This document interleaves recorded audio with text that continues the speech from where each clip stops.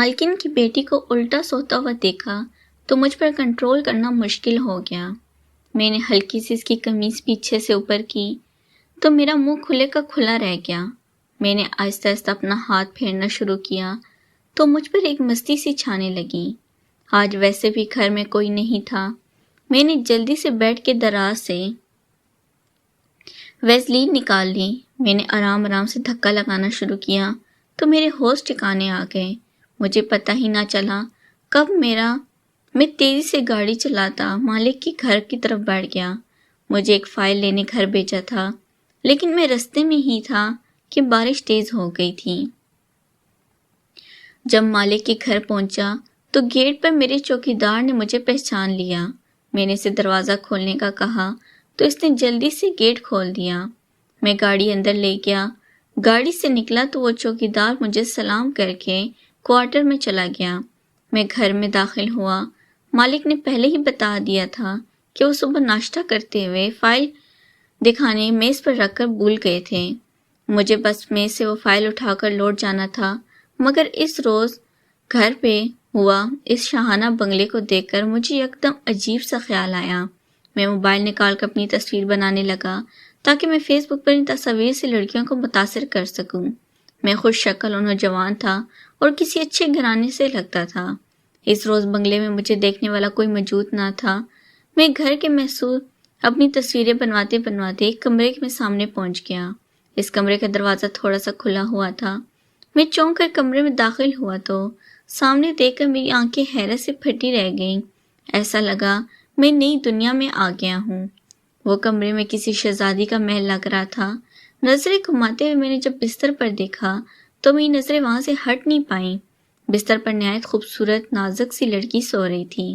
اس نے خود پر کمبل پھیلایا ہوا تھا، جس کی وجہ سے اس کا جسم ڈھکا ہوا تھا۔ اس کے معصوم سے چہرے کو دیکھ کر صاف لگ رہا تھا کہ وہ کم عمر لڑکی ہے، مگر اس کی خوبصورتی اور جوانی دیکھ کر میں حیران ہونے لگے تھے۔ اتنا بڑا گھر تھا جس میں قیمتی سامان موجود تھا اور ایک جوان لڑکی اکیلی رو رہی تھی، مگر گھر کے لوگوں کی لاپرواہی حیران کن تھی۔ مالک ملازمین سے سوال جواب ہی نہیں کرتے تھے کہ وہ اپنا کام ٹھیک سے کریں، حالانکہ کمپنی میں اس گھر کا مالک بہت سخت رویہ رکھتا تھا۔ میں سوچنے لگا کہ ہمارے گھر تو کوئی قیمتی سامان بھی نہیں ہوتا۔ میری جوان بہنیں تھیں اور صرف ان کی عزت کی حفاظت کے لیے ہم گھر والوں نے کبھی نے گھر اکیلا نہیں چھوڑا تھا، جبکہ اس گھر میں ایسی لڑکی اکیلی رہ رہی تھی جسے دیکھ کر کوئی مرد خود پر قابو نہ رہ سکے۔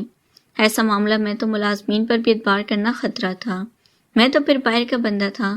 مجھے امید تھی کہ میں سامنے پڑی فائل اٹھا کر فوری لوٹ جاؤں گا، مگر میں مالک کی بیٹی کے کمرے تک پہنچ گیا تھا۔ میں دھیرے سے اس لڑکی کے قریب گیا اور اس کے چہرے پر بکھرے بال ہٹا کر اس کا چہرہ دیکھا۔ وہ بہت خوبصورت پرکشش لڑکی تھی۔ باہر زور و شور سے بارش ہو رہی تھی۔ میرا دماغ اس لڑکی کی خوبصورتی پر ایک دم چپکا تھا۔ میں نے ایک جھٹکے میں اس کا کمبل ہٹا کر ایک طرف پھینکا۔ اس کا لاپرواہ سا حلیہ و بے باک لباس اس کی خوبصورتی کو واضح کر گیا تھا۔ اس قدر حسن اور نزاکت دیکھ کر میرے جو آپ اس جواب دینے لگے۔ میں نے نوکری بہت مشکل سے حاصل کی تھی۔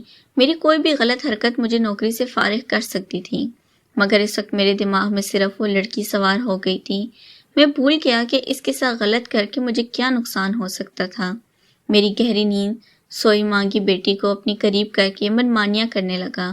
ابھی میں نے اس کے لباس کو ہاتھ لگا ہی تھا کہ وہ کسمکا کر جاگ گئی۔ اپنے کمرے میں ایک انجان مرد کو دیکھ کر وہ ہکا بکا رہ گئی تھی۔ کمرے میں اندھیرا چھایا ہوا تھا، اس لیے میں بے فکر تھا کہ وہ مجھے دیکھ نہیں پائے گی۔ اس نے خود کو آزاد کروانے کی کوشش کی، مگر اس کی کمزور سی مزاحمت میری طاقت کا مقابلہ نہیں کر سکتی تھی اور مجھے دور دھکیلنے لگی اور بلا بلا کہنے لگی۔ اس کی مسلسل مزاحمت اور چھٹپٹانے سے میں بدمزہ ہو گیا۔ وہ میرا وقت ضائع کر رہی تھی، جبکہ مجھے کسی بھی آنے سے پہلے وہ فائل لے کر اس گھر سے نکلنا تھا۔ میں نے اسے اپنے قابو میں کر کے ارد گرد نظر دوڑائی۔ اس کے بیڈ کے پاس ہی ڈیزائن کے لیے ڈوریاں لٹک رہی تھیں۔ میں نے وہ ڈوریاں کھینچ کر اس کے ہاتھ پیر باندھ دیے۔ اس کی مزاحمت دم توڑ گئی، مگر میں اس وقت کچھ نہیں سوچنا چاہتا تھا۔ مالک کی بیٹی بری طرح تڑپتے ہوئے روتی رہی اور میں پاگلوں کی طرح سے استعمال کر رہا تھا۔ وہ بہت نازک سی لڑکی تھی، اس لیے میرا ظلم برداشت نہیں کر پائی اور روتے روتے بے ہوش ہو گئی۔ اس کے جسم کا ڈھیلا پڑا تو میں بھی ہوش میں آیا۔ وقت دیکھا تو آدھا گھنٹہ گزر چکا تھا۔ میں ہڑبڑا گیا اور جلدی سے واپسی کے لیے اٹھ کھڑا ہوا۔ میرا دل نہیں چاہ رہا تھا کہ میں وہاں سے جاؤں۔ میں للچائی نظروں سے خوبصورت سامنے بے بس پڑی ہوئی تھی، لیکن گھر میں اور کوئی نہیں تھا۔ موقع اچھا تھا، مگر دیر کرتا تو میں پکڑا بھی جا سکتا تھا۔ میں سے اس کے ہاتھ پیر کھول دیے۔ میرے پاس زیادہ وقت نہیں تھا کہ اس کا حلیہ ٹھیک کرتا۔ میں نے کمبل اٹھا کر اس پر پھیلا دیا اور خود فائل لے کر تیزی سے گاڑی میں بیٹھتا وہاں سے نکل گیا۔ میری قسمت اچھی تھی کہ چوکیدار بھی واپس نہیں آیا تھا۔ میں روڈ پر پہنچا تو کچھ دیر گاڑی روک کر جان بوجھ کر بارش میں بھیگتا رہا اور مالک کی مسلسل آتی کال اٹینڈ کر کے جھوٹی وضاحتیں دینے لگا کہ میں ٹریفک میں پھنس گیا ہوں۔ ارد گرد گاڑیوں اور بارشوں کا شور تھا۔ مالک میرا یقین کر گیا، کہنے لگا، میں جانتا ہوں موسم بہت خراب ہے، گاڑی چلانا بھی مشکل ہو رہا ہوگا، مگر فائل لینا بہت ضروری تھا اور وہ بہت اہم فائل تھی جس کے لیے میں کسی پر اعتبار نہیں کر سکتا تھا۔ مالک نے کہا، اب جلدی آنے کی کوشش کرو کیونکہ کچھ ہی دیر میں میٹنگ شروع ہونے والی ہے۔ میں نے کہا، ٹھیک ہے، بس ٹریفک سے نکل رہا ہوں۔ کال بند ہوئی تو میں گاڑی میں بیٹھ کر آفس پہنچ گیا۔ مالک کو فائل دی تو میرے بھیگے ہوئے خراب حلیے کو دیکھ کر فکر مند ہو گیا۔ اس وقت مالک نے آفس ورکر کو بلا کر میری چائے لانے کا کہا۔ آفس میں ہم سب پہلے ہی تھے، کپڑے رکھے تھے۔ میں نے بھی اپنا بھیگا ہوا لباس بدل لیا اور سکون سے مالک کے پاس بیٹھ گیا۔ گرم چائے پیتے مجھے بار بار مالک کی بیٹی کا خیال آنے لگا۔ اس کی خوبصورتی مجھے متاثر کر گئی تھی۔ میرے دل میں سے دوبارہ ملنے کی خواہش سر اٹھا رہی تھی۔ تم کن سوچوں میں گم ہو؟ میں یہاں میٹنگ کی بات کر رہا ہوں جبکہ تمہاری توجہ کہیں اور ہے۔ کیا تمہاری طبیعت ٹھیک ہے؟ دیکھ کر مالک نے سوال کیا تو میں چونک گیا۔ میں نے کہا، میں ٹھیک ہوں، بس آپ کے گھر کے بارے میں سوچ رہا ہوں۔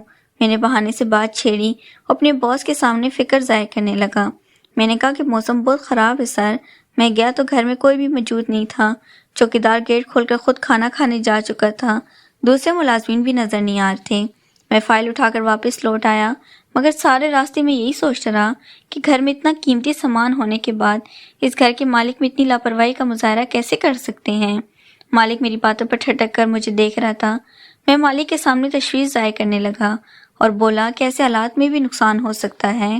آپ کے گھر صرف ایک چوکیدار، گھر خالی کیوں رہتا ہے؟ مالک یہ سب سن کر فکر مند ہوا بولا، یہ بالکل نہیں ہے۔ مالک بولا، گھر میں کل وقتی ملازمین بھی رکھی ہوئی ہیں اور چوکیدار کو بھی صرف تھوڑی دیر کھانا کھانے کے لیے کوارٹر میں جانے کی اجازت ہے۔